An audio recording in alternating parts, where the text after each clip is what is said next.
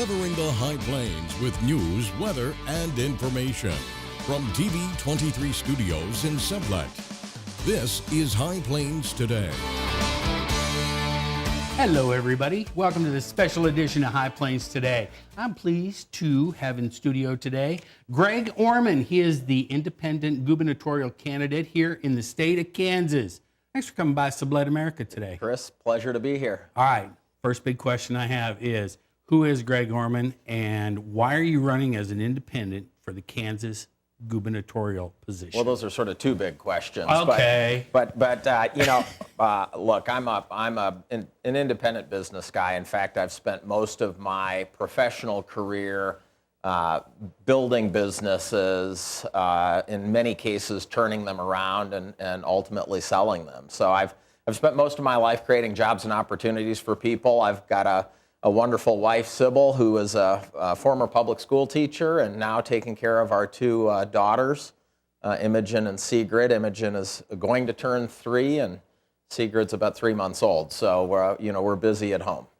Well, she's busy at home. She is, but believe it or not, she's your secret weapon, though, isn't she? Not so secret. I mean, my wife is certainly the best part of me. So she's not a secret weapon. She's great.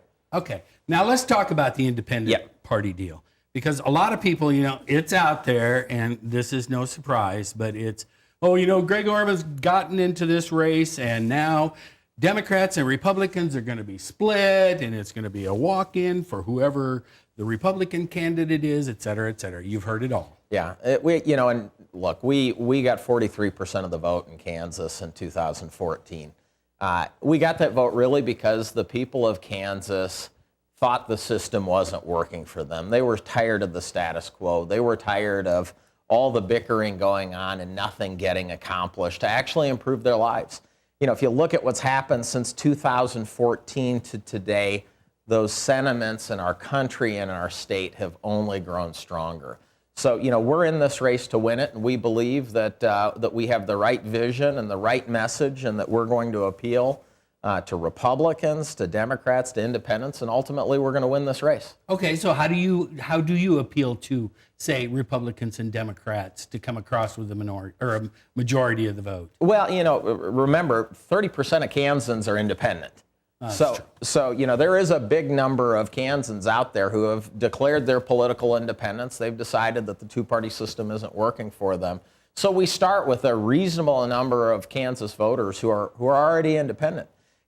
We want to talk about the issues that Kansans seem to care about. I think most Kansans know that things got off the rails a little bit recently. And I'm concerned that we're at a critical juncture right now. What happens in the next 5 years is really going to determine the path that Kansas is on for the next several decades. And I want to create a state where all our sons and daughters feel inspired to build their lives. So we're going to go and we're going to talk about how we're going to do that. And I think the message will really resonate with lots of people. Okay. So I'm sure, but you don't look at it as, okay, well, we're going to split this thing 3 ways. No, I look at it. Because when you ran against Senator Roberts, there wasn't a Democrat. Well, there was a Libertarian running, but it was just mainly you versus Senator Roberts, correct? Well, you got 40-some% of the vote. Yeah, I think the thing to remember, though, is the reason we ended up with that matchup was because our message was resonating, because people were gravitating to our campaign and our candidacy, and really Kansans were standing up and saying, enough is enough, this isn't working, let's do something different. And so the dynamics of 2014 aside, we think that the vast majority of Kansans agree with us. And again, if I get to this issue of political independence, it's hard. I understand it's, when you hear someone say they're a Republican, you sort of know what that means. And when you hear them say they're a Democrat, you sort of know what that means. It's a little blurry nowadays. Yeah, anymore that's not cut and dry. It's a little blurry. And so when you say you're an independent, oftentimes it's hard to know what that means. So, the reason I'm politically independent is real simple, and it's because I put my state and my country ahead of a political party. All right. So now, if elected governor as an independent, what do you think that's going to mean for you going to the Capitol every day when the legislature is in session?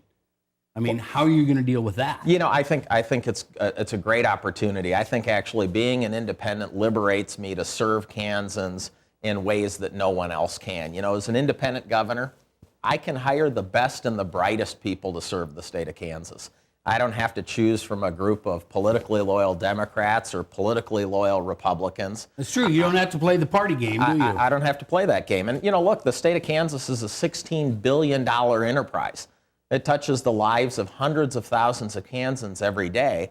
We need to be putting people in the position to run our government agencies, frankly, on the basis of competence, not on the basis of political loyalty. And so I think that's great. The other thing being an independent does for me is it really liberates me to pick the best ideas for moving our state forward. You know, so often in politics today, an idea floated by one party is dead on arrival with the other just because of who authored it. Yeah. You know, I don't care who the author is. I care if it's a good idea or not. Is it gonna work? Is it going to work? Is it going to solve problems for the people of Kansas? All right. Hold that thought. We're going to take a quick break. When we come back, I want to get into some of that, like what you think you can do with the economy Sure. and agriculture and trade and all that kind of stuff, okay? Great. Stick around. Mr. Orman and I'll be back right after this. You're watching High Plains Today on TV 23 with host Chris Jewell.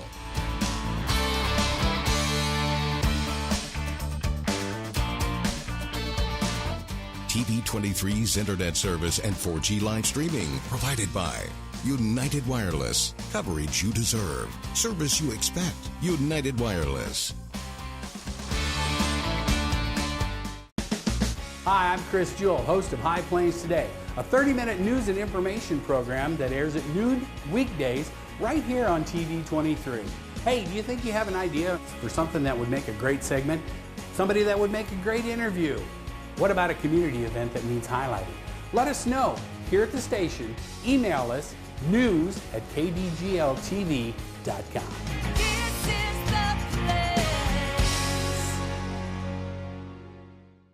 And welcome back. I am joined in studio today on this special edition of High Plains Today. He is Greg Orman. He is an independent candidate to be the next governor of Kansas. Now, we were talking about being an independent and all those types of things, and you were talking about, you know, what you want to do for Kansas, and one of those things is the Kansas economy. Yeah. I mean, $16 billion, et cetera, et cetera. What do you think that we need to do or you can help do, you know, to get Kansans on track? And, you know, we had the tax cuts, Sure. and they're all fighting about all that now. Sure. Well, you know, on my website, I've listed 5 priorities that we have.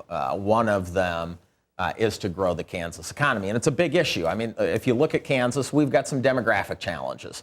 We're aging as a state. A lot of our young people are moving out of the state. And so I think we need to have a proactive economic development strategy. And in my mind, what that means, you know, I look at it as a private sector guy. I've run businesses my whole life. And when you've got a business and you're trying to figure out how to grow it, what new market we should move into, what kind of product lines we should expand into, the first question you ask yourself is, what are our strengths? You look at the state of Kansas, we've actually got a lot going for us. You know, we're sitting at the geographic center of the United States at a time when our economy is quickly moving from a bricks and mortar to a distributed economy. We should be the distribution capital of America. We have 3 Class 1 railroads that travel through our state. We have access to low-cost inputs in the form of agricultural products and energy. We should be the intermodal manufacturing capital of America. But we're not going to be these things unless we have a proactive set of policies that reinforces the private sector's ability to create jobs in those areas. Okay, so what kind of policies are you looking at Well, to do some of that stuff? Let's take an example. I talked to a former senior executive at one of the very large Class 1 railroads, and they had just finished building an intermodal facility in Texas. And I said to him, why didn't you build that facility in Kansas? And he said, well, Greg, I got to be honest with you, it would have taken twice as long because we've got regulatory constraints in Kansas that just make it take longer. And most of them are at the local level. And so I believe what we need to have is a local regulatory compact. We need to go to areas where we think there are opportunities to grow in this particular industry, and we need to say to them, we'll help you accomplish that. We'll help you attract investment, but only if you agree to certain parameters around regulations. And that doesn't mean sacrificing public safety, but what it does mean is accelerating the process in such a way that a company can look at it and say, okay, I'm willing to invest in Kansas because I know they're a partner in this process. Okay, so looking at that, then you start looking at, we all call it the Bank of KDOT. That's no secret. Sure. But are we going to have to look at a bigger and better infrastructure also along for the state of Kansas? No question about it. We've taken $2.4 billion over the last 5 years out of KDOT, and we've got to get back to a spot where the state general fund is being run on the basis where it balances. No question about it. We've got to reinvest in infrastructure for the same reason you've identified, which is if you're going to ask a company to invest in our state, to put an asset in the ground that they hope is going to be here for 30 or 40 years, they have to know the state of Kansas is a partner in this process and is going to maintain our infrastructure. Okay, so staying along those lines, we had the big tax hikes last year. So with looking at all that, and now the revenues in the last 9 months have gone up because of it, and they've kind of redone how they do the formula. Some of the candidates are talking about we don't have a revenue problem, we have a spending problem. I mean, do you see that also when we look at the Bank of KDOT and trying to upgrade the infrastructure and those types of things to help the economy? What I would say is there are clearly opportunities for us to get better outcomes with less money. And again, here I lean back on my private sector experience. I've spent 25 years running businesses, actually 26 now, I hate to admit it, 26 years now running businesses.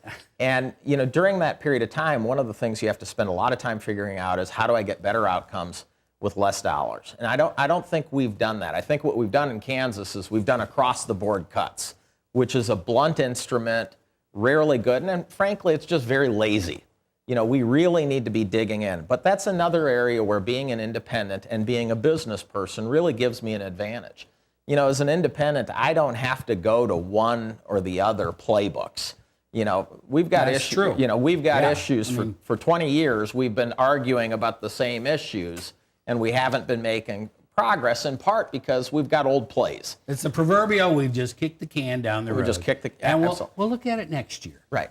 Well, and that's about electoral incentives too. That's the tried and true formula in America. We promise people more and more, and we pay for it with borrowed money. It's an annual con job that we do on the American people, and we oftentimes do it at the state level as well. Right. And so there's no question there are opportunities. Let me give you one example. Okay. We obviously participate in the Medicaid program in Kansas. We spend lots of dollars, hundreds of millions of Kansas dollars on the Medicaid program. Medicaid isn't allowed to negotiate prescription drug prices. So if you get a prescription drug through Medicaid, Medicaid has to pay the retail price for that drug. Now they get a rebate, and the rebate is 21%. But it's a rebate off a prescription drug price that the pharmaceutical industry decides. So if they decide they want to make $1 a pill, they set their retail price at $1.25. If they want to make $10 a bill, they set their retail price at $12.50. No self-respecting capitalist wouldn't want to negotiate those prices. And so I think there's an opportunity, as an example, to petition CMS to allow us to negotiate prescription drug prices, drive costs out, but still get the same outcomes. Okay. All right. Stay right there. Yep. We're going to take a quick break. And when we come back, we're going to get to just a little more, maybe about school finance and agriculture. We'll be back right after this. Hi, Chris Jewell, host of High Plains Today, a 30-minute news and information program that airs weekdays at noon right here on TV 23. We talk about news, we talk about sports, we talk about weather, we're even going to talk entertainment. We'll have live guests right here on set with me. So, every day at noon, tune in, High Plains Today. We'll see you then. Weekdays here on TV 23. Welcome back, special edition, High Plains Today. Greg Orman, independent candidate for the Kansas governorship. All right, now we've been talking about Medicaid. We've been talking about you. We even talked about your lovely wife and family. She's your secret weapon. But let's talk a little bit about, now there's two other big things. We've talked about KDOT and the economy. Let's talk about agriculture and where you see what we can do there as far as what you can do as Kansas governor to help, because you got The NAFTA is being renegotiated, et cetera, and there's not a lot of people happy about that are in agriculture. Yep, understood. Well, let's talk about agriculture for a bit. And, it's one of our great strengths as a state. Yeah. It's one of our big exports. 40-some% of the Kansas is agriculture. Our export economy is largely driven by agriculture, aviation, and a few other industries. But, in agriculture, we need to do a couple of things. Number one, and one of the reasons I asked John Dahl, the state senator from Garden City, to be a part of my ticket and to be my lieutenant governor is because I wanted there to be a strong and powerful voice in our administration for Western Kansas and for rural Kansas. One of the things I've talked to John about is making sure that we find new markets and new opportunities in agriculture. I'll talk about a couple. I believe we need to be heading full steam ahead with industrial hemp. Real opportunities in industrial hemp. It's another cash crop that our farmers would have the freedom to farm. Ultimately, it uses less water, generates more income per acre, and it's a great opportunity for Kansas farmers. Because of the processing requirements and how quickly you have to process hemp, there's also going to have to be processing facilities that get built in Kansas to be able to process that commodity. So I think there's a big opportunity at looking at new ideas, new markets, things like industrial hemp. We obviously have a water problem in Western Kansas that we have to get serious about. The governor had a 50-year water plan. I think there are a lot of good ideas in it, but we didn't fund them. I've talked to a lot of people, farmers in Western Kansas, many of whom have water rights, and what I've heard from them is pretty consistent. Look, we're willing to give up a little bit of our water rights if we can do it in a way that's collaborative and collective, and we can do it in a way that we know will ultimately extend the life of the Ogallala Aquifer. And so we need to spend some time pulling those groups of people together and saying, can we come up with something that's collaborative here that helps to preserve those water resources? But we've got to get serious about it at the state level. Okay. So, and you kind of hinted at something that I want to ask you this really quick, is in picking John Dahl as your running mate, you think of lieutenant governors in the past, they do this, they're kind of over here on the side.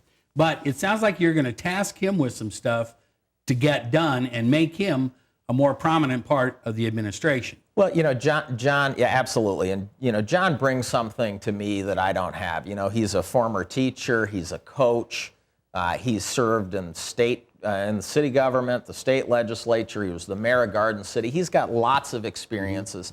And I do believe he's been a strong advocate and a powerful voice for Western Kansas issues. And so I absolutely want to use John in a way that really leverages all those strengths.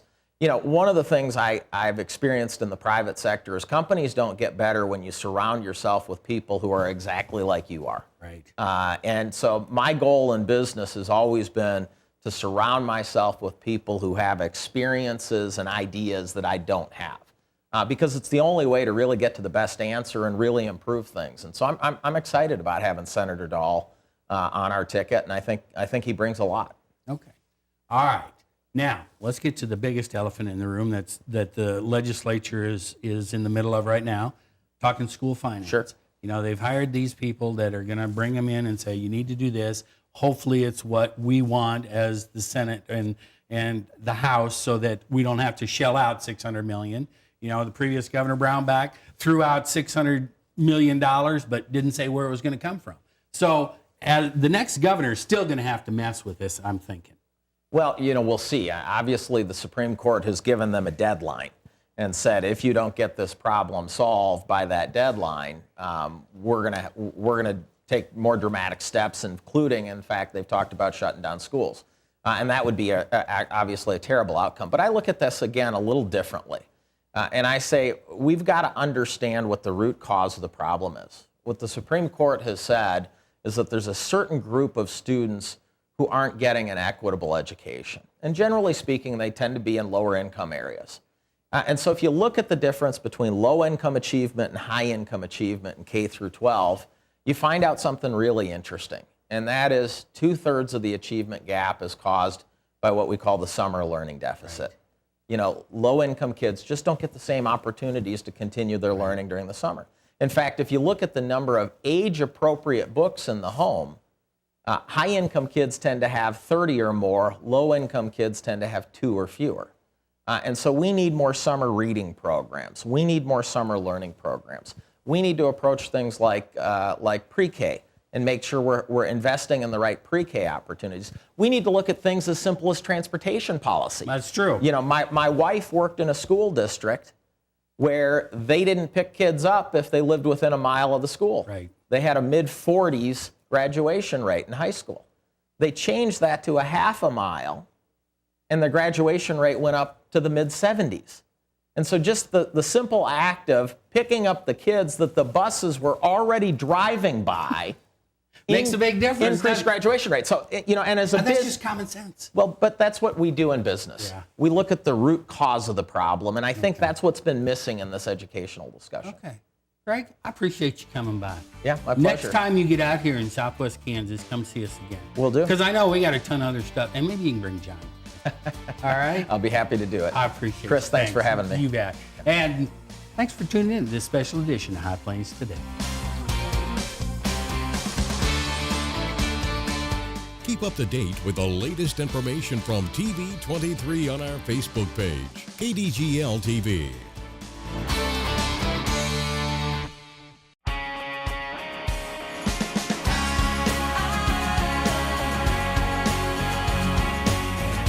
Something I feel when I'm right here, something that tells me that I'm home. People are people around here, that's how it is, it's so clear.